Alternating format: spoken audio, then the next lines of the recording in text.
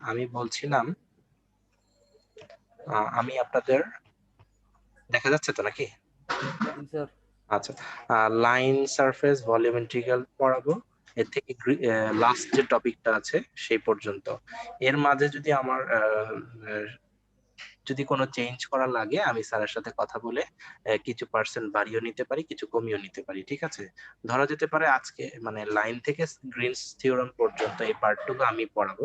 এর মাঝে যদি কোনো এক্সটেনশন করতে হয় আমার কিছু ক্লাস কিংবা কিছু অংশ স্যারকে যদি নিতে হয়, আমি যদি শেষ না করতে পারি, যেহেতু আমার একটা ক্লাস না দুটো ক্লাস, তো সেই ক্ষেত্রে কিছু কম বেশি করা যেতে পারে, ঠিক আছে? তাহলে আজকে সিলেবাসটা তো আপনাদের সবার কাছে আছে, তাই না? না স্যার আমাদের আচ্ছা, ঠিক আছে, সিলেবাসটা আমি প্রোভাইড করে দেওয়ার চেষ্টা করব, ওর সমস্যা নেই। এখন আপনারা দেখতে পাচ্ছেন আমার পার্টটা হচ্ছে ভেক্টর অ্যানালাইসিস। তো ভেক্টর অ্যানালাইসিসের এর উম, করার আগে এ, যে জিনিসটা খুব গুরুত্বপূর্ণ সেটা হচ্ছে, না আমি একটু শেয়ার দিয়ে নিই।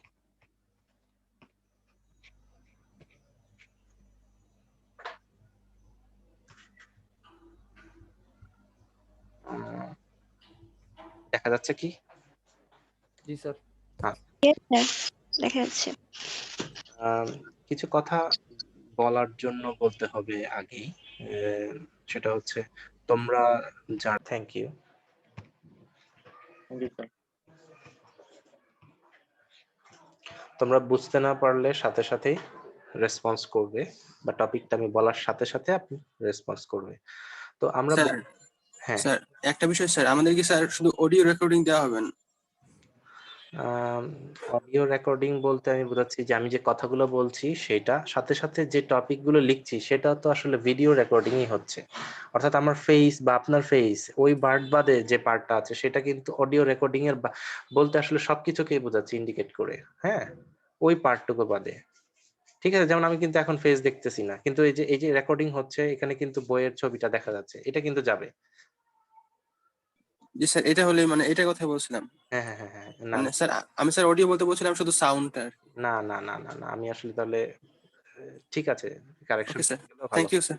আচ্ছা, এই যে ভেক্টর ক্যালকুলাস স্যার মেইন বিষয়টা কি, আমরা যে ভেক্টর অ্যানালাইসিস করব, যে টপিকটা পড়বো কিছুক্ষণ আগে যে দেখালাম, সেই ভেক্টর অ্যানালাইসিস সিলেবাসটা আবার একটু সুবিধার্থে যদি সিলেবাসের বললাম না যে ভেক্টর অ্যানালাইসিসের পার্টটুকু আমি পড়াবো। তো ভেক্টর অ্যানালাইসিসের দুটো অংশ, একটা হচ্ছে ভেক্টর ইন্টিগ্রাল ক্যালকুলাস, একটা হচ্ছে ভেক্টর ডিফারেনশিয়াল ক্যালকুলাস, তাই তো?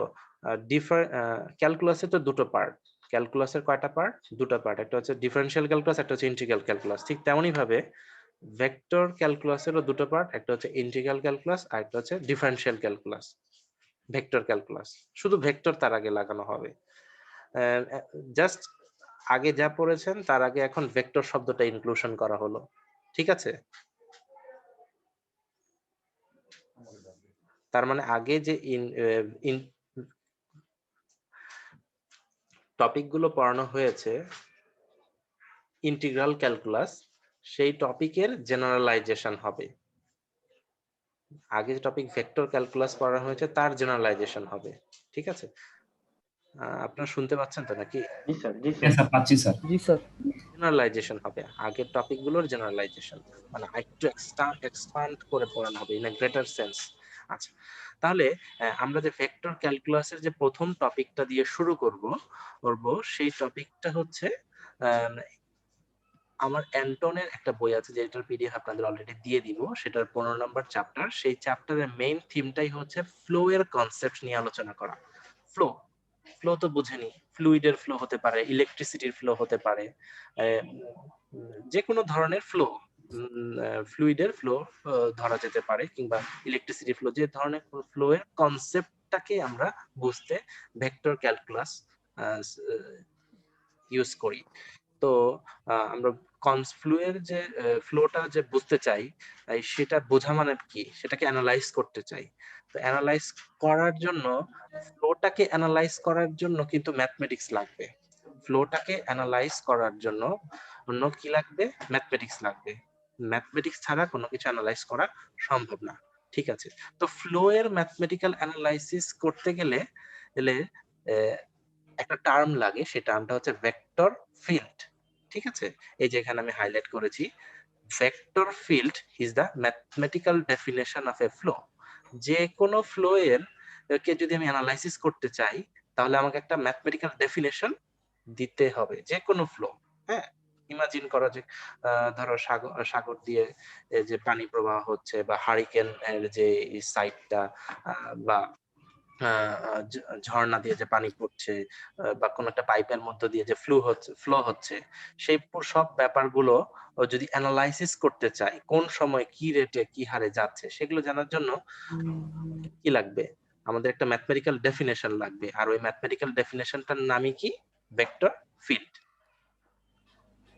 ঠিক আছে, তার মানে ফ্লো কে অ্যানালাইসিস করা মানে কি? ম্যাথমেটিক্যালি ভাষায় ভেক্টর ফিল্ড কে অ্যানালাইসিস করা। ফ্লো অ্যানালাইসিস করতে চাই, তার মানে কি? ম্যাথমেটিক্যালি ট্রান্সফর্ম করে নিয়ে যেতে হবে, তার মানে ভেক্টর ফিল্ড কে অ্যানালাইসিস করা। বোঝানো গিয়েছে? কারণ ফ্লোটাই হচ্ছে ম্যাথমেটিক্স এর ভেক্টর ফিল্ড, তাই না? জি, বুঝতে পারছি স্যার। আচ্ছা, ঠিক আছে। তাহলে আমরা ভেক্টর ফিল্ড তথা ফ্লো কে অ্যানালাইসিস করব। তার আগে যেহেতু ফ্লো এর ম্যাথমেটিক্যাল ডেফিনেশন হচ্ছে ভেক্টর ফিল্ড, তাহলে ভেক্টর ফিল্ডের ডেফিনেশনটা একটু দেখতে হবে। এবং আমাদের মেইন যে তিনটা টপ থিওরাম আছে, সেই থিওরামটা হচ্ছে গ্রিনস থিওরাম, ডাইভারজেন্স থিওরাম এবং স্টোকস থিওরাম।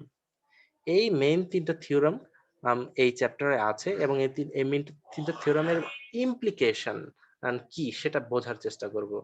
ফ্লুইডের ফ্লো এর নেচার অ্যানালাইসিস করার জন্য এই তিনটা থিওরাম আমাদের কাজে লাগে।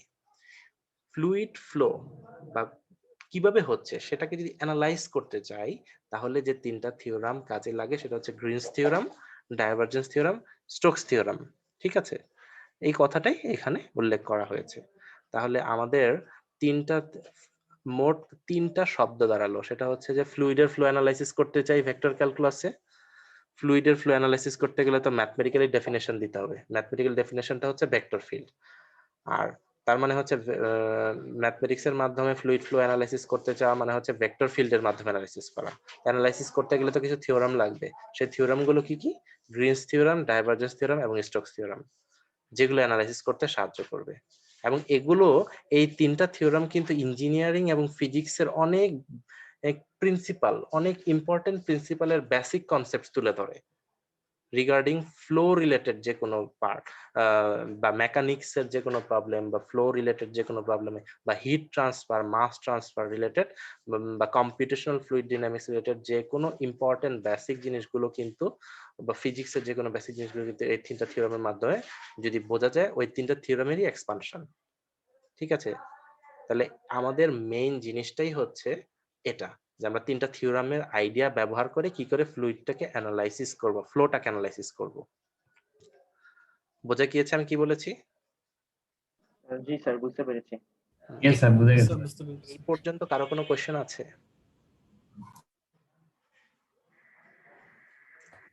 আচ্ছা, তো এখন এখানে আমি আবার কিছু হাইলাইট করেছি, সেই হাইলাইট গুলো বলার চেষ্টা করছি। যে আমি বলেছি প্রথমেই যে ভেক্টর ক্যালকুলাস হচ্ছে দুটো পার্টে বিভক্ত, সেটা হচ্ছে integral calculus, vector integral calculus, একটা হচ্ছে ভেক্টর ডিফারেনশিয়াল ক্যালকুলাস।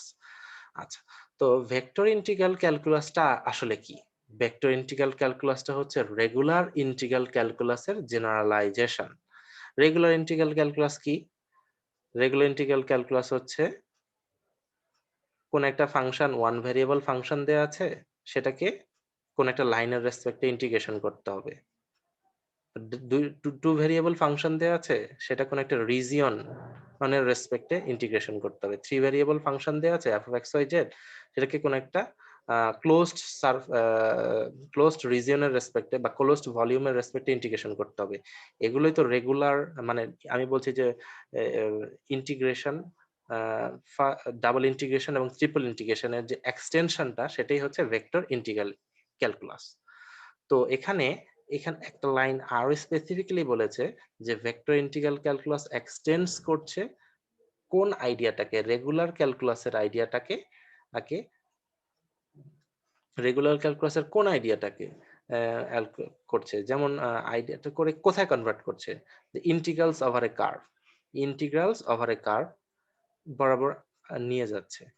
আমরা যেমন ইন্টিগ্রেশন করেছি, যেমন integration from lower bound a to upper bound b of a function f of x with respect to x, সেটাকে কিভাবে লিখি? Integration f x dx, lower লিমিটের আপার লিমিট বি। এই যে এক্স এর জন্য ইন্টিগ্রেশন করা হচ্ছে, সেটা কি এক্স অ্যাক্সিসের এক্স অ্যাক্সিস বরাবর একটা লাইন না, বা লাইনের সেগমেন্ট না, যার লোয়ার, যে লাইন সেগমেন্টের লোয়ার বাউন্ডারি হচ্ছে বা লেফট লিমিট হচ্ছে এ, রাইট লিমিট হচ্ছে বি? স্যার জি স্যার। Yes, sir. কিন্তু যদি লাইন বরাবর ইন্টিগ্রেশন অল দা টাইম করতে হবে এমন কোনো কথা আছে? যদি লাইন বরাবর না হয় কার্ভ বরাবর ইন্টিগ্রেশন হয়, সেই কনসেপ্টটা ইন্টিগ্রেশনটা ওভার এ কার্ভ, সেই আইডিয়াটাকে এক্সটেন্ড করা হয়েছে ভেক্টর ইন্টিগ্রাল ক্যালকুলাসে, এবং integration over a কার্ভটাকে line integral বলা হচ্ছে। ঠিক আছে?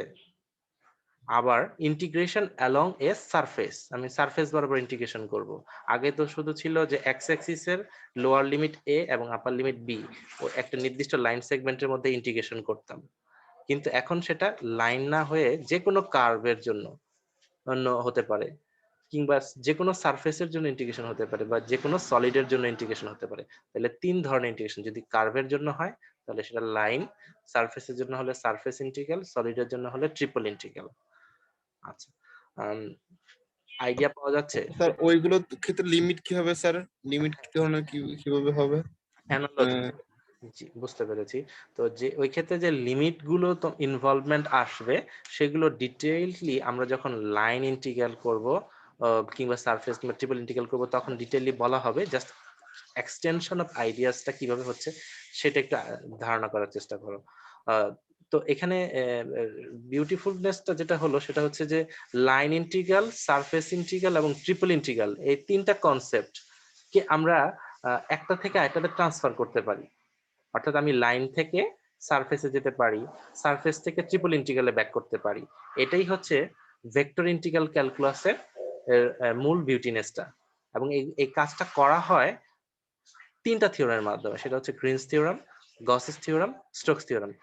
স্পেসিফিক্যালি যদি বলি, সেটা হচ্ছে গ্রিনস থিওরামটা লাইন ইন্টিগ্রালটাকে ডাবল ইন্টিগ্রালে ট্রান্সফর্ম করে, কিংবা ভাইস ভার্সা, ডাবল ইন্টিগ্রালটাকে লাইন ইন্টিগ্রালে ট্রান্সফর্ম করে।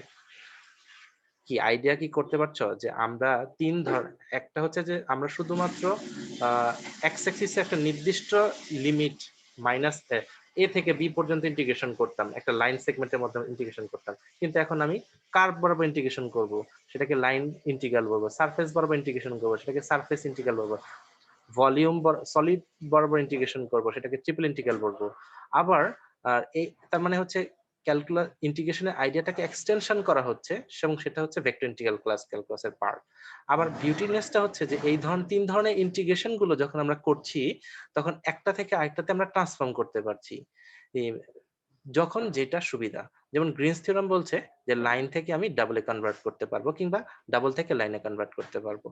গসেস ডাইভারজেন্স থিওরাম যেটা করতেছে, এখানে কনভার্জেন্স লেখা হয়েছে, আমার মনে হয় একটু বইতে ভুল আছে, এটা হবে ডাইভারজেন্স। হ্যাঁ, গসেস ডাইভারজেন্স থিওরামটা সারফেসটাকে ট্রিপল ইন্টিগ্রালে কনভার্ট করে দেয়, হ্যাঁ, কিংবা ট্রিপলটাকে সারফেসে কনভার্ট করে দেয়। স্টোকস কি করে? স্টোকসকে লাইনটাকে সারফেস ইন্টিগ্রালে কনভার্ট করে দেয়। অর্থাৎ আমার কোনো এখন কথা হচ্ছে কোনো প্রবলেমে আমার লাইন ইন্টিগ্রাল করাটা ডিফিকাল্ট হবে, তো আমি চেষ্টা করব ওই প্রবলেমটাকে সারফেস ইন্টিগ্রালের মাধ্যমে সলভ করা। আবার কোনো প্রবলেমে হবে যে সারফেস ইন্টিগ্রাল করাটা আমার জন্য ডিফিকাল্ট হবে, তাহলে অ্যাকর্ডিং টু স্টোকস থিওরাম আমি সারফেস ইন্টিগ্রাল না করে কি করব, লাইন ইন্টিগ্রালে সেটা সলভ করব, এবং they are equivalent due to Stokes theorem. ঠিক তেমনি ভাবে গ্রিনস থিওরামও গসেস ডাইভারজেন্স থিওরামও তাই বলছে। প্রবলেম বেসিস চিন্তা করতে হবে। যদি আমি ট্রিপল ইন্টিগ্রাল করতে কষ্ট হয়, তাহলে আমি সারফেস ইন্টিগ্রাল দিয়ে করব। সারফেস ইন্টিগ্রাল করলে কষ্ট হলে ট্রিপল ইন্টিগ্রাল দিয়ে করব, এবং এই দুটো same due to Gauss's divergence theorem. আমি কি বোঝাতে পেরেছি কি কি কি করতে হবে আমাদেরকে? ইয়েস স্যার, বুঝতে পেরেছি। এই পর্যন্ত কারো কোনো কোশ্চেন আছে?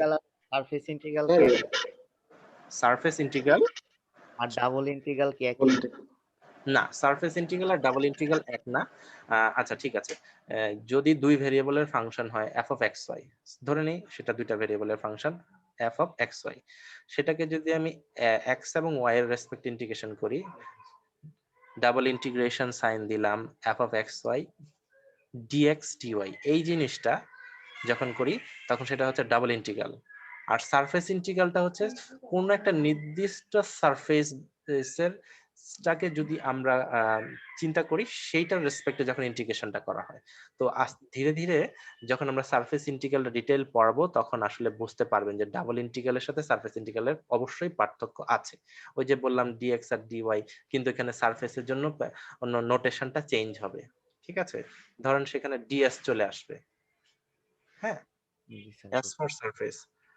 ঠিক তেমনি মানে আজকে হচ্ছে একেবারে এলিমেন্টারি ক্লাস, জাস্ট আমরা কি করতে চাই সেটা বোঝানো, যে এক ইন্টিগ্রাল থেকে আরেক সারফেস থেকে ভলিউমে, লাইন থেকে সারফেসে কনভার্ট করা যাচ্ছে, কিংবা ভাইস ভার্সা করা যাচ্ছে। এবং এগুলো করার জন্য তিনটা মেইন থিওরাম আছে, Greens theorem, Gauss's theorem, Stokes theorem. এগুলো প্রুফ করা তারা আগেই করেছে যে এইভাবে করলে অসুবিধা হবে, তাহলে এইভাবে করি।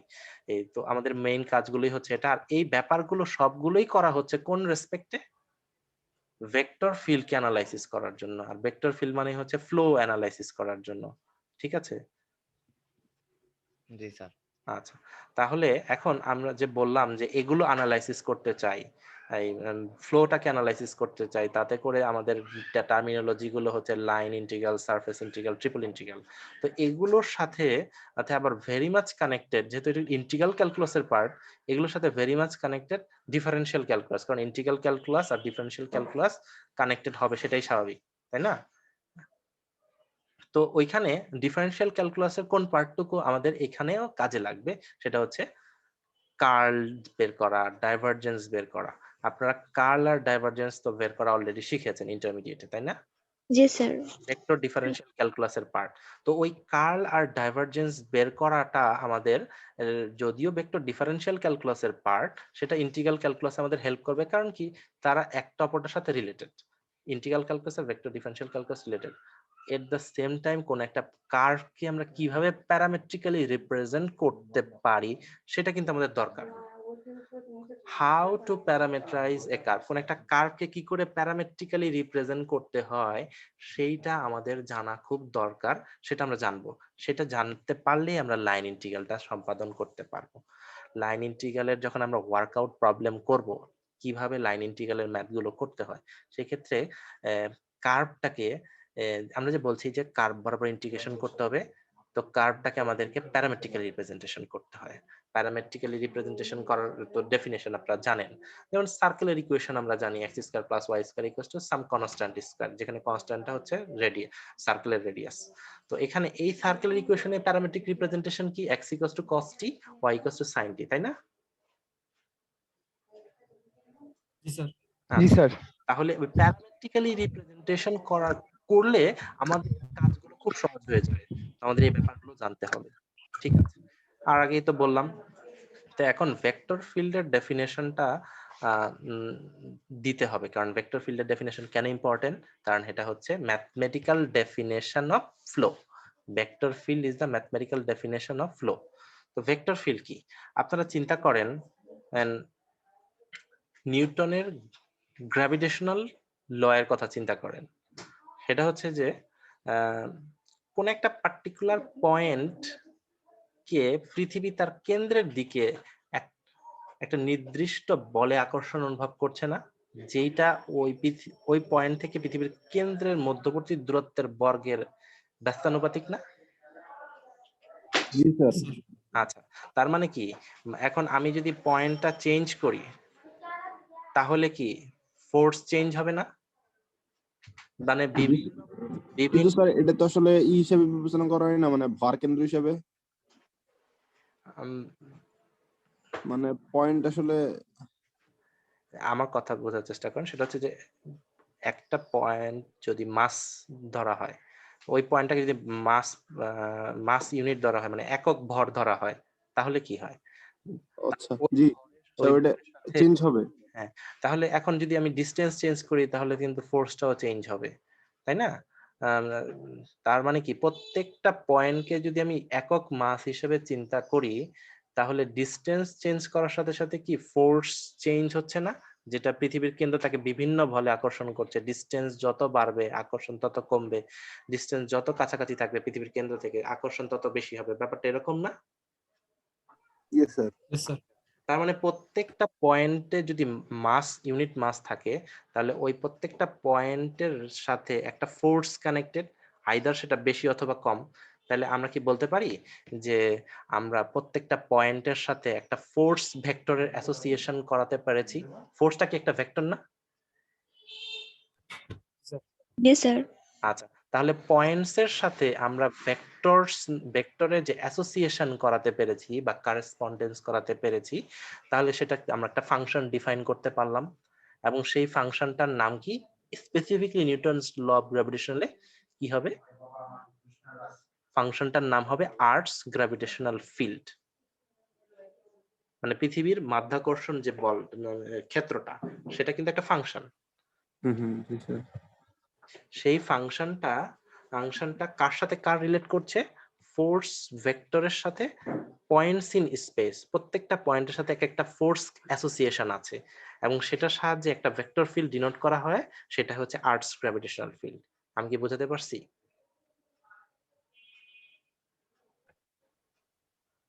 স্যার আরেকবার রিপিট Sir, করলে আরেকটু- একটু ভালো হতো স্যার। Sir, আরেকটু clarify আরেকবার দিতে- রিপিট করলে স্যার একটু ভালো হতো স্যার। আচ্ছা, ঠিক আছে। আচ্ছা, গ্রাফটা দেখতে পাচ্ছেন নিশ্চয়ই? জি স্যার। Yes, sir. জি স্যার। এখানে একটা পয়েন্ট আছে, তাহলে এই পয়েন্টে একটা মাস তো অবশ্যই আছে, তাই না? এবং জি। নিউটনের থেকে কি হবে?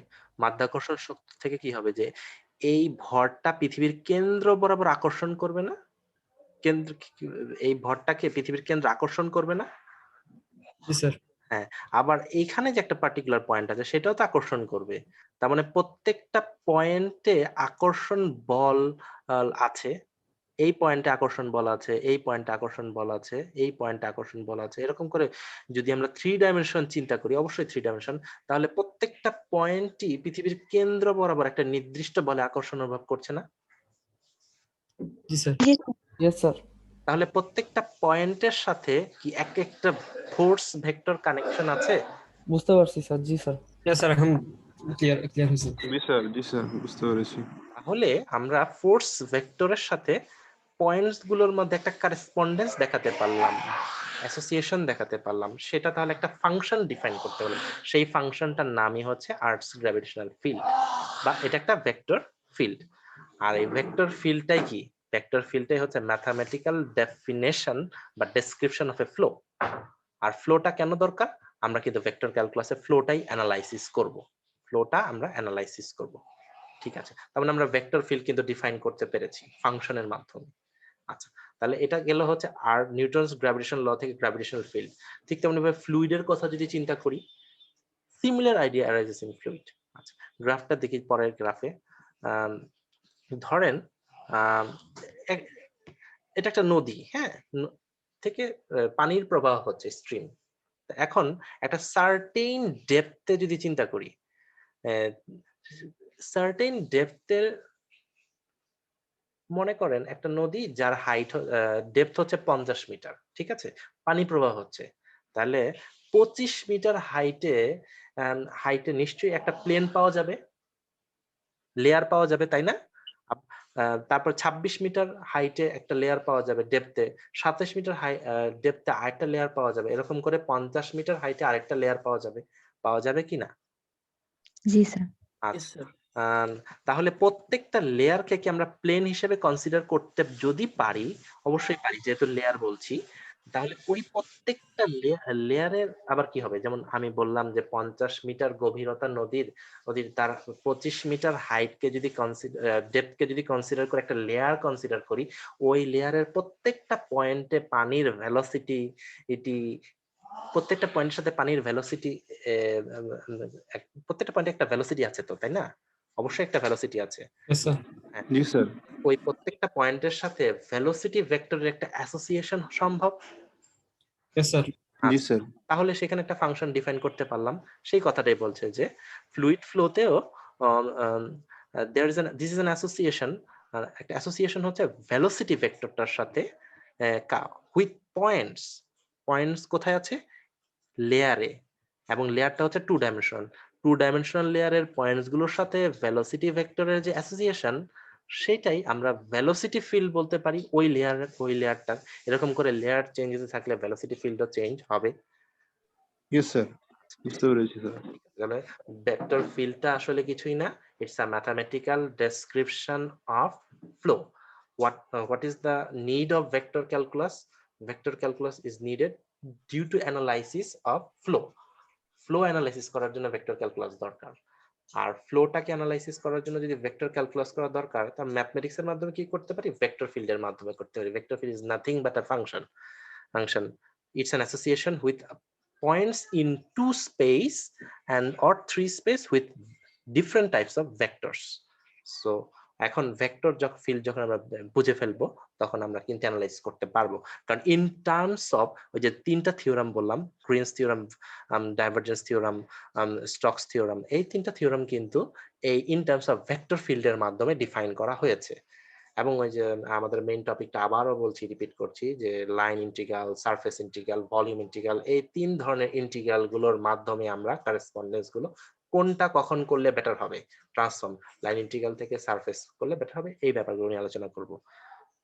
আচ্ছা, তো আমরা একটু দেখেন এই যে ব্যাপারগুলো বললাম, যে কোনো ফোর্স ফিল্ড যেহেতু ফিল্ড, বা ভেক্টর ফিল্ড যেহেতু একটা ফিল্ড, বা একটা ভেক্টর ফিল্ড বলতে আসলে কি, একটা ভেক্টর তো, তাহলে অবশ্যই তার ভেক্টর রিপ্রেজেন্টেশন আছে।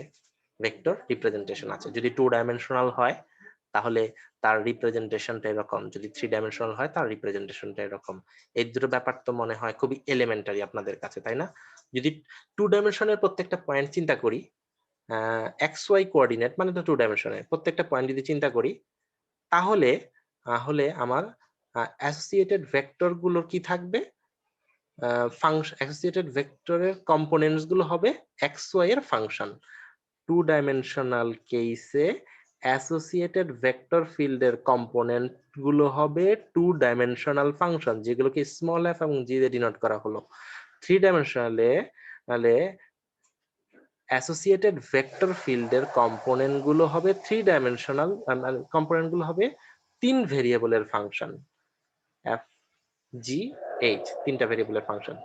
কি ক্লিয়ার?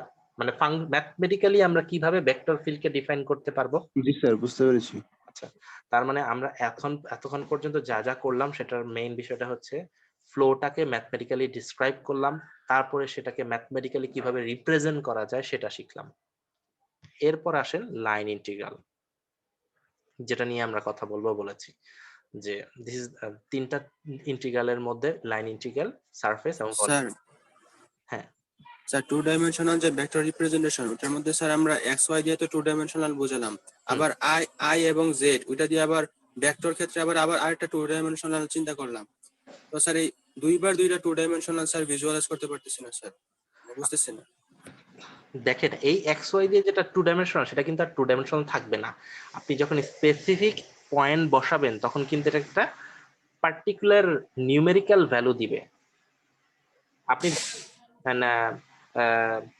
এক্স ওয়াই এর একটা পয়েন্ট ধরে নেন, তার জন্য এফ অফ এক্স ওয়াই কিন্তু real valued, small F of X ওয়াইটা কিন্তু real valued function, small G of x Y কিন্তু রিয়েল ভ্যালুড ফাংশন। তার মানে প্রত্যেকটা টু ডাইমেনশনের জন্য এরকম একটা টু ডাইমেনশনাল পাওয়া যাবে, ফোর ডাইমেনশনাল না। জি স্যার, বুঝতে পেরেছি। জি স্যার, বুঝতে পারছি স্যার।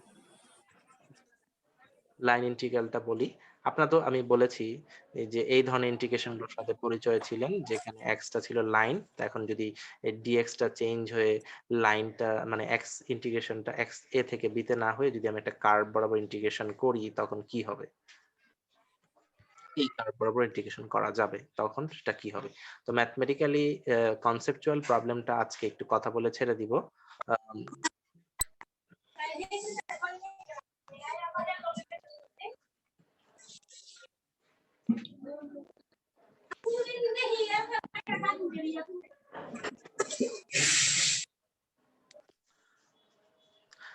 আপনার পি থেকে কিউ পর্যন্ত একটা কার্ভ দেয়া আছে, ঠিক আছে, যেটা একটু এখানে বেন্ড করা হয়েছে, ঠিক আছে?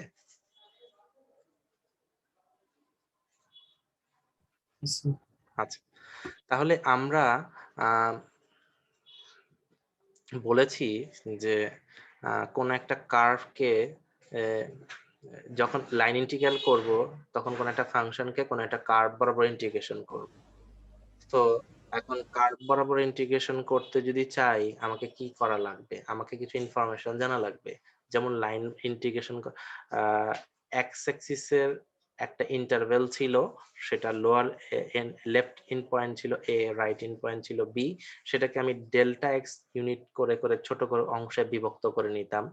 ডেল্টা এক্সটা ছিল হচ্ছে b minus a divided by n, n ভাগে ভাগ করে নিয়েছিলাম, মনে পড়ে কিছুটা? ডেল্টা এক্সটা হচ্ছে ওইটার সেগমেন্ট গুলোর যে হোয়াইট, সেটা আমি যদি এ থেকে বি কে এন ভাগে ভাগ করি তাহলে জি স্যার, মনে পড়েছে স্যার। প্রত্যেকটা অংশকে ডেল্টা এক্স দিয়ে ডিনোট করতাম। ঠিক তেমনি ভাবে এখন এই কার্ভটাকেও আমি এন সংখ্যক ভাগে ভাগ করতে পারি। এখানে কার্ভটাকে যদি আমি এন ভাগে ভাগ করি তাহলে আমার কয়টা পয়েন্ট পাবো? যদি আমি 2 ভাগে ভাগ করি তাহলে পয়েন্ট লাগবে আমার কয়টা? 3টা পয়েন্ট লাগবে না? জি স্যার। 3টা পয়েন্ট লাগবে। জি স্যার, 2 ভাগে ভাগ করলে 3টা পয়েন্ট লাগবে। স্যার n+1টা পয়েন্ট লাগবে স্যার। n+1 পয়েন্ট লাগবে যদি n ভাগে ভাগ করতে চাই। তাহলে দেখো 1 p1 p2 এরকম করে pn আছে, আর প্রথমটাকে p0 ধরলাম। তাহলে অবশ্যই আমার n+1 সংখ্যক পয়েন্টে যে আমি n ভাগে ভাগ করলাম হয়ে গেল।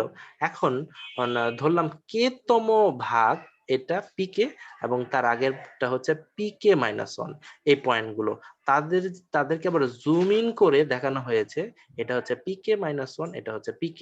তাহলে এদের যে ডিসটেন্সটা pk-1 থেকে pk যাওয়ার যে ডিসটেন্সটা সেটাকে ডেল্টা এস কে দিয়ে ডিনোট করা হলো। ঠিক আছে, যেটা আগে ছিল ডেল এক্স কে, ডেল এক্স কে এখন হয়ে গেল ডেল্টা এস কে। এখানে এস দিয়ে বোঝানো হচ্ছে arc length of the curve. ওই সেগমেন্টে পিকে, এই pk-1 থেকে পিকে পর্যন্ত এইখানকার এইটুকের যে লেন্থ সেটাকে এটা দ্বারা মেজার করা হলো, আগে যেটা সিমিলার ডেল এক্স দিয়ে করা হয়েছিল। আচ্ছা ঠিক আছে, তাহলে আমরা যদি একটু চিন্তা করি, মনে করি যে এই যে কার্ভটা, হ্যাঁ এই কার্ভটা একটা এই খুবই ক্ষুদ্র একটা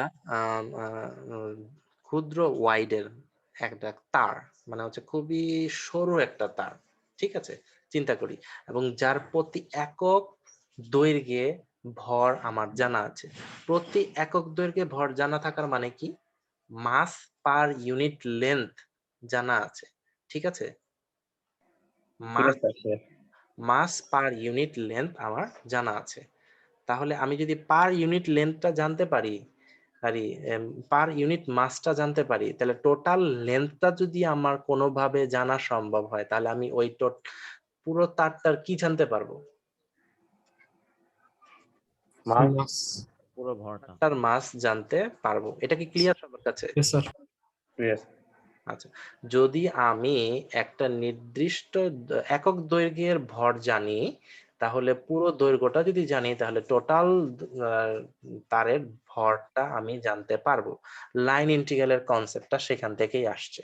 ঠিক আছে, এখানে সেটাই বলছে, two motivate the definition and of the problem we will consider the problem of finding the mass of a very thin wire whose linear density function তথা mass per unit length is known।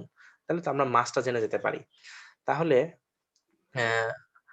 যেখানে density ফাংশনটাকে আমার denote করা হয়েছে, ও আচ্ছা assume করে নাও কোন একটা particular পয়েন্টটাকে, যেহেতু 3 ডাইমেনশনে, সেটাকে এক্স ওয়াই জেড ওই কার্ভের উপরে আছে, এবং ওই কার্ভের ডেনসিটি ফাংশন কে তুমি f of x y z denote করে নাও। তাহলে এটা যদি ডেনসিটি ফাংশন হয়, f of x y z যদি ডেনসিটি ফাংশন হয়, যেটাকে আমরা ইঞ্জিনিয়ারিং বলি যে এম ডিভাইডেড বাই এল, তাহলে আমি যদি টোটাল লেন্থ দিয়ে গুণ করি জিনিসটার সাথে তাহলে আমি টোটাল কি পাবো? M divided by l into total length give us total volume, total mass, তাই না? ইয়েস স্যার, টোটাল মাস।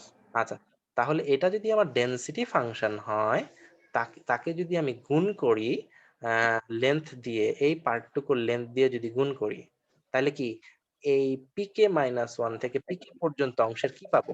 মাস পাবো না? জি স্যার।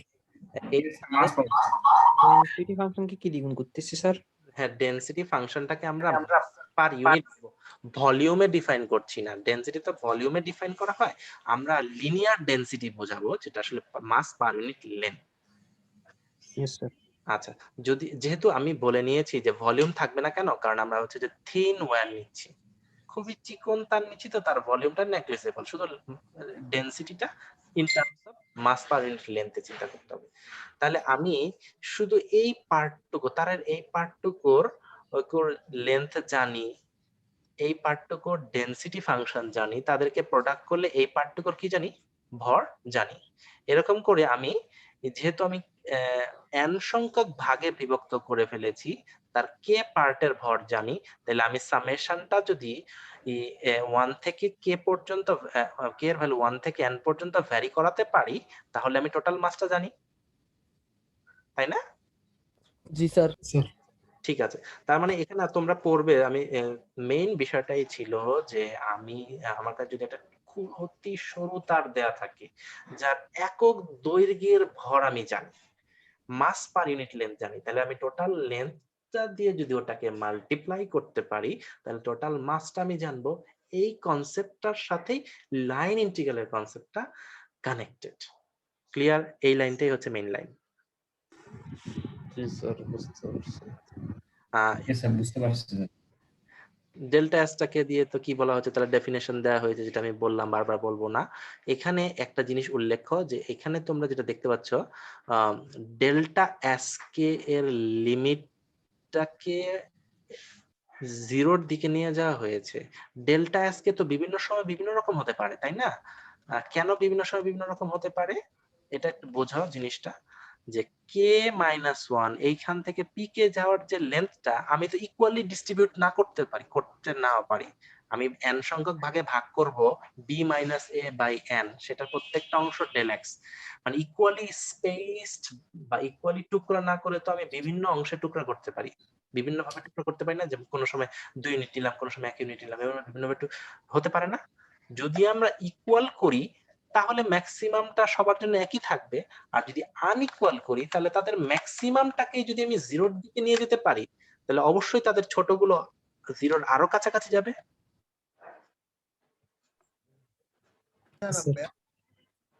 তাই না? তাহলে স্যার স্যার এটা একটু ক্লারিফাই করুন স্যার একটু। এই পার্টটুকু ম্যাক্সের পার্টটা, ইয়েস স্যার। আচ্ছা আচ্ছা ঠিক আছে, এই সামেশনের পার্টটুকু তো ক্লিয়ার? হ্যাঁ স্যার, এটা ক্লিয়ার। সবাই কি এই সামেশনের পার্টটুকু ক্লিয়ার আছেন কিনা এটা বলেন। এটা পরেই আমি আজকে ক্লাস ছেড়ে দিব, কারণ আমাদের সময় শেষ হয়ে গেছে। স্যার আরেকবার বললে ভালো হয় সামেশনের পার্টটা। সামেশনের পার্টটা আবার বলবো। ধরেন আমি এক মেইন কনসেপ্টটা হচ্ছে যে আমি একটা নির্দিষ্ট দৈর্ঘ্যে একটা একক দৈর্ঘ্যের ভর জানি, তাহলে আমি টোটাল দৈর্ঘ্য দিয়ে যদি ওকে গুণ করি, তাহলে আমি ওই কার্ভের কি পাবো, কোন একটা কার্ভের মাস পেয়ে যাবো স্যার। তাহলে এখন দেখেন, এই পার্টটুকুর ওর ভর জানি, লিনিয়ার ডেনসিটি ফাংশন বা মাস পার ইউনিট ভলিউম কে আমি এফ দিয়ে ডিনোট করলাম, এটা লেন্থটা আমি জানি, সেটা দিয়ে গুণ করলাম, তাহলে এইটার ওই পার্টটুকু ভর পাবো। ভর পাবো। তাহলে সামেশন করব, সামেশন কয়বার করতে হবে, মানে ভ্যারি করতে হবে কি এর ভ্যালু কতবার, বুঝছি স্যার। n বার করতে হবে, তাহলে মাসটা পেয়ে যাব। এখন এইটাকে ইন্টিগ্রেশন, এই সামেশনের সাথে ইন্টিগ্রেশনের অবশ্যই একটা রিলেশন আছে। আচ্ছা স্যার। লিমিটিং পজিশনটাই তো নিতে হবে। এই সামেশনটা যখন লিমিটিং পজিশনে যাবে তখনই সেটা ইন্টিগ্রেশনে চেঞ্জ হয়ে যাবে, তাই না? এটা তো মনে হয় আমরা আগেও পড়েছি ইন্টিগ্রাল ক্যালকুলাসের সময়, সামেশনটাকে কিভাবে ইন্টিগ্রেশনে লেখা যায়। আর এই সামেশনটাকে কখন ইন্টিগ্রেশন আকারে লিখতে পারবো, যখন আমার ওই যে ডেল্টা এক্স ছিল, হ্যাঁ, ওইটাকে যখন আমি জিরোর দিকে নিয়ে যেতে পারছিলাম, ঠিক আছে? মানে আজকে তো ওই যে ম্যাক্সিমাম, আমি যদি ওয়াইডটা বেশি নেই, তাহলে কিন্তু অনেক সময় এরিয়া বেশি হতে পারে কিংবা কম হতে পারে। তো সেই জন্য আমি এমন ভাবে সেগমেন্ট গুলো নেই, এরিয়ার সেগমেন্ট গুলো নেই, এলিমেন্টারি এরিয়া গুলো নেই, যেখানে আমার কি হয়, ওয়াইডটা জিরোর কাছাকাছি হয়, যাতে করে আমি এক্সাক্ট এরিয়াটা পেতে পারি। এই আইডিয়া থেকে ম্যাক্সিমামের যে ডেল্টা এক্স কে ম্যাক্সিমাম আমটা যদি জিরোর দিকে অ্যাপ্রোচ করে তার লিমিটিং পজিশনটাকে ইন্টিগ্রেশন আকারে প্রকাশ করা হয়। সিমিলার আইডিয়া, ওই ইন্টিগ্রেশনের ওই পার্টের সিমিলার আইডিয়া। আর ম্যাক্স কেন ইউজ করা হয়েছে সেটার কারণটা হচ্ছে আমি তো এখানে ইকুয়াল ডিস্ট্রিবিউশন না করে আনইকুয়াল ডিস্ট্রিবিউশন করতে পারতাম, তাই না? এই যে ধরো P0 থেকে P1 পর্যন্ত যে ডিস্টেন্সটা, P1 থেকে তোমরা দেখতে পাচ্ছ P1 থেকে P2 সম্ভবত সেম ডিস্টেন্স না, তাই না? তার মানে আনইকুয়াল ডিস্টেন্স আছে। আমরা ভাগ করতে পারি ইকুয়ালি অথবা আনইকুয়ালি। যদি ইকুয়াল করি তাহলে প্রত্যেকটা ডেল এস কে সমান হবে, প্রত্যেকটা ডেল এস কে প্রত্যেকটার জন্য কি সমান হবে না? সমান হবে স্যার। তখন তাদের ম্যাক্সিমাম নেওয়া যে কথা, শুধু ওই ডেল এস কে নেওয়া সেম কথা আর সেম হবে। তখন ওই পার্টটাকে জিরোর দিকে নিয়ে যাওয়ার মানে হচ্ছে P1 আর P0 খুব কাছাকাছি আছে, P2 আর P1 খুব কাছাকাছি আছে। ওই কেসে আমার এক্সাক্ট সামেশনের মাধ্যমে যে ইন্টিগ্রেশনের রেজাল্টটা পাবো সেটা এক্সাক্ট ইন্টিগ্রেশনের এরিয়ার রেজাল্টের সমান হবে। ওই আইডিয়া থেকে আসছে। এখন যদি আনইকুয়াল হয় সেটার জন্য ম্যাক্সিমাম শব্দটা আরো বেশি অ্যাপ্লিকেবল। আনইকুয়াল হলে বিভিন্ন লেন্থ হতে পারে, এখানে ধরো বেশি হতে পারে, এখানে কম হতে পারে, এখানে আরো কম হতে পারে। তার মধ্যে ম্যাক্সিমাম যে লেন্থটা সেটাকেই যদি আমি জিরোর কাছাকাছি নিয়ে যেতে পারি তাহলে অবশ্যই তার থেকে ছোটগুলো জিরোর আরো কাছে চলে গেল। Yes sir. আচ্ছা, ওই কনসেপ্টটা থেকে আসছে। তো এগুলো আমাদের মানে ম্যাথমেটিক্যালি কনসেপ্ট, যদি বলি লাইন ইন্টিগ্রালের ম্যাথমেটিক্যাল কনসেপ্ট, কিন্তু ওয়ার্কআউট এক্সাম্পল যে করব তখন আমরা কিন্তু এই ফর্মুলা ব্যবহার করে করাটা কি আমাদের ঠিক হবে? সেখানে কি মানে অনেক লেভার দিতে হবে না আমাদেরকে? আমরা একটা ইন্টারভেল থাকবে, সেটাকে মানে কার্ভটাকে ডেল ভাগ করব, কতগুলো n সংখ্যক ভাগে ভাগ করব, তারপর এরকম প্রোডাক্ট করে সাম করব, লিমিটিং ভ্যালু নিয়ে আসব, তারপর সেটা ইন্টিগ্রেশন ওইটার ভ্যালু সমান হবে। সেই ব্যাপারটা করা কিন্তু টেডিয়াস প্রসেস। সো এটা একটা impractical way of evaluating line integral. এই যে ডেফিনেশনটা 4 অথবা 3 এ 2 ডাইমেনশন বা 3 ডাইমেনশনের ক্ষেত্রে দেয়া হয়েছে সেটা কিন্তু আমাদের লাইন ইন্টিগ্রাল ক্যালকুলেট করার জন্য ইমপ্র্যাকটিক্যাল একটা ওয়ে, কিন্তু কনসেপচুয়ালি কিন্তু এটা অ্যানালগাস। ওই আগে যে লাইন ইন্টিগ্রালের যে ধারণা তার সাথে কিন্তু অ্যানালগাস, এবং বোঝার জন্য এই ব্যাপারটা দরকার, সেই জন্য বলা। ঠিক আছে, আপনাদের নেক্সট ক্লাস আছে? না স্যার। আজকে নেই ও স্যার। স্যার। স্যার নাই স্যার। আচ্ছা, তাহলে আমি কি তোমরা 5 মিনিট যদি তোমরা পারমিশন দাও তাহলে আমি এই গ্রাফটা একটু বুঝিয়ে শেষ করতে চাচ্ছিলাম। Okay sir. সমস্যা নেই স্যার। Okay sir. অবশ্যই স্যার। সবাই যদি পারমিশন দাও আর কি। 5 মিনিট। জি স্যার ক্লাস করি। সমস্যা নেই স্যার। আমি এতক্ষণ যে কথাগুলো বললাম সেটা হচ্ছে কনসেপচুয়াল পার্ট, যে আমি অ্যানালগাস যে বলছি বা এক্সটেনশন যে করেছি, ইন্টিগ্রাল ক্যালকুলাসের আইডিয়াটাকে ভেক্টর ক্যালকুলাসে কিভাবে এক্সটেনশন করা যায় সেই পার্টটুকু বলার চেষ্টা করলাম। কিন্তু এইভাবে আমরা ইভ্যালুয়েট করব না, আমরা নেক্সট ক্লাসে কিভাবে লাইন ইন্টিগ্রাল ইভ্যালুয়েট করে সেটা দেখাবো। এট the same time line integral দিয়ে আসলে কি রিপ্রেজেন্ট করে সেটা একটু জাস্ট বলে ছেড়ে দিব। মনে করো তোমাদের কাছে একটা কার্ভ আছে, কার্ভটা হচ্ছে সি কার্ভ। এই যে নিচে যে কার্ভটা দেখতে পাচ্ছ সেটা হচ্ছে সি কার্ভ। হ্যাঁ, কার্ভটাকে সি দিয়ে ডিনোট করা হয়েছে, ঠিক আছে? তাহলে এখন এই সি কার্ভের একটা পার্টিকুলার পয়েন্ট আমাকে এক্স ওয়াই দিয়ে ডিনোট করা হয়েছে। কেন এক্স ওয়াই দিয়ে ডিনোট করা হয়েছে? কারণ সি কার্ভটা আমার কোন প্লেনে আছে? না, এক্স ওয়াই এক্স ওয়াই প্লেনে আছে, সেজন্য এক্স ওয়াই দিয়ে ডিনোট করা হয়েছে। এটা যে কোনো 2 ডাইমেনশনাল প্লেনে হতে পারে। কিন্তু আমার উপরের যে কার্ভটা দেয়া আছে সেই উপরের কার্ভটা কি 2 ডাইমেনশনাল? কি মনে হয়? না স্যার, 3 ডাইমেনশনাল। আচ্ছা, তাহলে এখন এই দেখা যাচ্ছে যে এই রেড মার্কিং এক্স ওয়াই পয়েন্টের জন্য অন্য পয়েন্টের সাথে কারেসপন্ডেন্স করে আছে নিচের কার্ভের সি এর রেড মার্কিং এর সাথে উপরের কার্ভের এক্স ওয়াইটা এই পার্টিকুলার পয়েন্টের সাথে অ্যাসোসিয়েশন করে আছে, যে এই পার্টিকুলার পয়েন্টটাকে বলছি এফ অফ এক্স ওয়াই, যেটা আসলে উপরের কার্ভটার হাইটটা নির্দেশ করছে এক্স ওয়াই পয়েন্টে। বোঝা যায়? জি স্যার, বুঝতে পেরেছি। বুঝা যায় স্যার। বোঝা যায় না? আচ্ছা, তাহলে এই যে লেফটের এই যে পয়েন্টটা, এখানে আমি যেখানে কার্সারটা ধরেছি সেখানে দেখতে পাচ্ছ তো নিশ্চয়ই। তাহলে এই হুম। এটার হাইট কত হবে? এটা, তাই না? জি স্যার। আচ্ছা, তারপরে এই পয়েন্টটা, লাস্ট এন্ড পয়েন্টটা, এটা হচ্ছে লেফট এন্ড পয়েন্ট আর এটা হচ্ছে রাইট এন্ড পয়েন্ট, আর এটা হচ্ছে ইন বিটুইন যে কোনো point x y on the curve on the plane x y plane. আচ্ছা, এই যে রাইট এন্ড পয়েন্টটা, তার জন্য এই কার্ভের কোথায় কারেসপন্ডেন্স করেছে? এই পার্টিকুলার পয়েন্টটাতে কারেসপন্ডেন্স করেছে। তাহলে হাইটটাকে আমি এই পুরোটাকে হাইট ধরতে পারি, তাই না? ধরা যায় স্যার। আচ্ছা, ঠিক আছে। তাহলে আমি যদি যেহেতু এটা কার্ভের কি থাকবে? আমি কি কার্ভটাকে ডেল্টা এক্স ইউনিটে ভাগ করতে পারবো? কারণ এটা এক্স অ্যাক্সিস বরাবর নাই, এটা হচ্ছে এক্স ওয়াই প্লেনে। তাহলে কার্ভটাকে ডেল এক্স বলবো নাকি করা যাবে? যাবে না স্যার। সাথে ডেল ওয়াইও আনতে হবে, কারণ কি এটা 2 ডাইমেনশনাল। তো তাহলে আমাদের ওই যে কার্ভ, কিছুক্ষণ আগে যে কার্ভটা ছিল সেটাকে আমি প্রত্যেকটা ইউনিটকে ভাগ দিয়ে নাম দিয়েছিলাম কি? ডেল এস কে, তাই না? Yes sir, del h. হ্যাঁ, প্রত্যেকটা পার্টের নাম দিয়েছিলাম হচ্ছে ডেল এস। তাহলে কে তোমার পোর্শনের জন্য সেটার নাম হয়েছে ডেল এস কে, এই পার্টের জন্য নাম হবে কি? ডেল এস ওয়ান, মানে এই পার্টের নাম হবে ডেল এস টু। পরেরটা ইন্ডেক্সের দিয়ে মেলানো হয়েছে। কে মাইনাস ওয়ান এবং কে এর জন্য পরের ইন্ডেক্স হচ্ছে কে, সো ডেল এস কে। তাহলে 2 1 আর 2 এর মাঝে ডেল এস টু দিয়ে ডিনোট করব। আচ্ছা, তাহলে এখন কার্ভের জন্য এই প্রত্যেকটা পার্টকে বলা হয় এলিমেন্টারি আর্ক লেন্থ। এটা কিন্তু ম্যাথমেটিক্যাল টার্ম, আর্ক লেন্থ। ঠিক আছে, কোন কার্ভের লেন্থকে বলা হয় আর্ক লেন্থ। আর কার্ভ তো বুঝতেই পারছো, বক্ররেখা।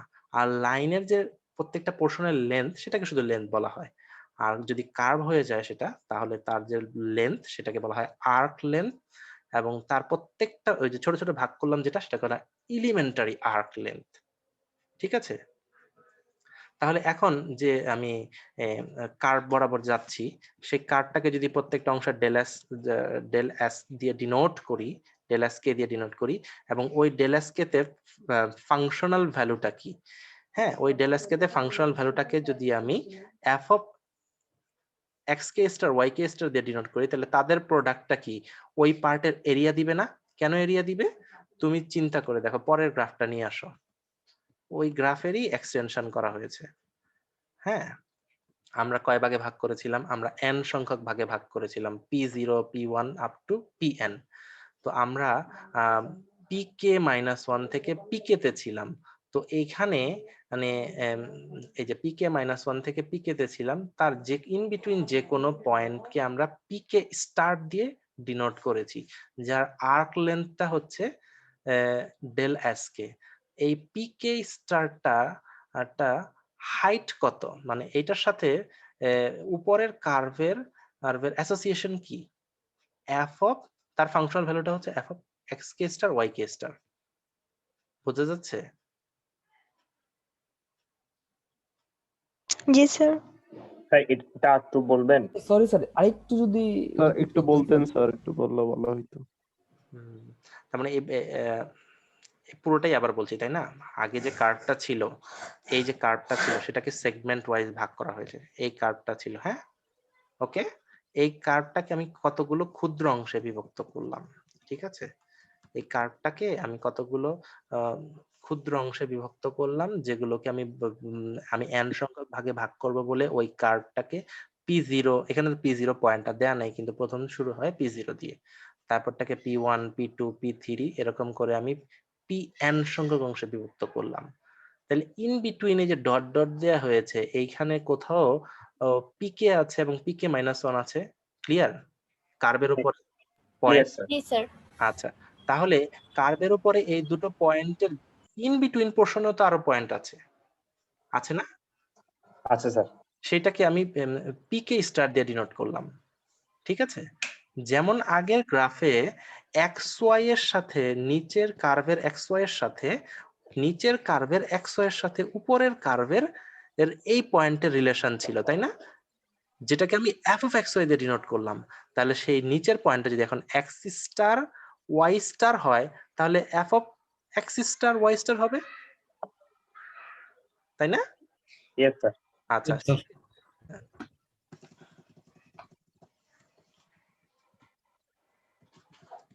বোর হয়ে গেলে বলো, বা বুঝলে, যদি বুঝতে পারো তাহলে আমি কন্টিনিউ করতে পারি। শেষ হয়ে গেছে, শেষ হয়ে গেছে। জাস্ট এই কনসেপ্টটা বুঝিয়ে দিলে আমার ক্লাসটা শেষ হয়ে যায়। মানে আমার একটু রিপিট, আজকে একটু মানে ইন্টারনেটের প্রবলেমের কারণে তোমাদের এক্সটেনশন করতে হলো। আমি এক্সট্রিমলি সরি, বাট তোমরা একটু বুঝতে পেরেছো কিনা? যদি না বুঝতে পারো তাহলে একটু অফ করে দিব। স্যার এতটুকু বুঝছি স্যার। বুঝে গেছে স্যার। তাহলে আমাকে আর 2টা মিনিট সময় দাও, তাহলে পুরো বিষয়টাকে আমি 2 মিনিটের মধ্যে ব্যাখ্যা করে দিতে পারবো। সম্ভব? আচ্ছা জি স্যার। আচ্ছা, তাহলে এই পার্টিকুলার পয়েন্টের সাথে হাইটের রিলেশনটাকে আমি এফ অফ এক্স কে দিয়ে ডিনোট করলাম। তাহলে আমি কি এই যে ডেল এস কে, এটা কি আমরা এই পিকে -1 থেকে পিকে পর্যন্ত যে লেন্থটা সেটা ধরতে পারি, এবং f of x star y star কে কে হাইট যদি ধরতে পারি, তাহলে এটা কি একটা রেক্টেঙ্গেলের এরিয়া বোঝায় না, যার দৈর্ঘ্য হচ্ছে এফ এবং প্রস্থ হচ্ছে ডেল এস কে। তাহলে এইটুকের এরিয়া পেয়ে গেলাম। তার মানে কি পিকে -1 কোথায় আছে? এইখানকার কোন একটা, এই যে পার্টিকুলার পয়েন্টটাতে আছে, আর পিকে আছে হয় এটা। তাহলে এই যে পার্টটা, সেটা রেক্টেঙ্গেল বোঝায় না? স্যার রেক্টেঙ্গেল বুঝায়। স্যার রেক্টেঙ্গেল বুঝে। রেক্টেঙ্গেল কখন বোঝাবে? যখন পিকে -1 এবং পিকে খুবই নিকটবর্তী হবে। আর যদি খুব নিকটবর্তী না হয়, যেহেতু কার্ভ, তাহলে রেক্টেঙ্গেল বোঝানো না বুঝে একটু বাঁকানো কার্ভের মতো বোঝাবে, ঠিক কি না? রেক্টেঙ্গেল কখন বোঝাবে? যখন তারা খুবই কাছাকাছি থাকবে, তাই না? তোমরা কি ইমাজিন করতে পারছো? জি স্যার। তখন কি ট্রাপিজিয়াম হয়ে যাবে? জি স্যার। ট্রাপিজিয়াম হবে না, ট্রাপিজিয়াম হবে না। ডিসটেন্স বেশি গেলে জি না না, ট্রাপিজিয়াম হচ্ছে না। আচ্ছা, তাহলে এই পার্টটুকু এরিয়া আমি পেয়ে গেলাম। সেটা রেক্টেঙ্গেল না হোক, কিন্তু একটা কার্ভড সারফেসের এরিয়া পেয়ে গেছি। আর রেক্টেঙ্গেল কখন হবে? যখন খুবই ডিস্টেন্স কম হবে, খুবই কাছাকাছি হবে, তখন কিন্তু রেক্টেঙ্গেল। যেমন আচ্ছা, তাহলে এই সারফেসের এরিয়া পেয়ে গেলাম। এরকম করে টোটাল সারফেসের এরিয়া যদি আমাকে পেতে হয়, তাহলে আমার কি লাগবে? টোটাল সারফেস এরিয়া পাওয়ার জন্য প্রত্যেকটা পোরশন কি আমি যদি যোগ করে দিই তাহলে হয়ে গেল, তাই না? মানে আমার কথা হচ্ছে, আমি একটা নির্দিষ্ট পোরশনের এরিয়াটা জানতে পারলে তার সামেশনটা নিলেই টোটাল এরিয়াটা পেয়ে যাব। এখন নির্দিষ্ট পোরশনের এরিয়া জানার জন্য আমাকে এই কনসেপ্টগুলো লাগে। আচ্ছা, এখন একটু চিন্তা করে দেখো, যদি তোমরা কি বুঝতে পারছো যে এই যে এরিয়াটা বের করছো তোমরা, সেটা কি কোনো ফ্ল্যাট সারফেসের নাকি একটা বক্র তলের এরিয়া? Curve surface.